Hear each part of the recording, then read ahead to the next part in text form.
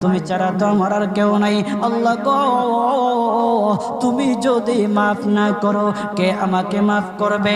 তুমি যদি মাফ না করো কে আমাকে মাফ করবে? তুমি যদি আমাকে মাফ করো তাহলে তোমার কোনো দিকে কমবে না, তুমি যদি আমাকে মাফ না করো তোমার কোনো দিকে বাড়বে না। আল্লাহ গো, তুমি আমাকে মাফ করে দাও। সারাটা জীবন অন্যায় কাজ করেছি, সারাটা জীবন নাফরমানি করেছি, আমার কাছে কালেমার দাওয়াত কম আসে নাই, আমার কাছে কালেমার দাওয়াত কম আসে নাই, আমাকে লোকেরা কম বোঝায় নাই। ওগো আল্লাহ, তুমি আমাকে মাফ করে দাও। মাফ না করলে কোথায় যাব, কার কাছে যাব?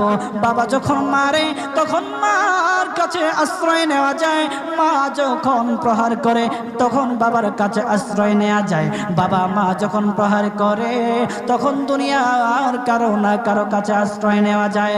ওগো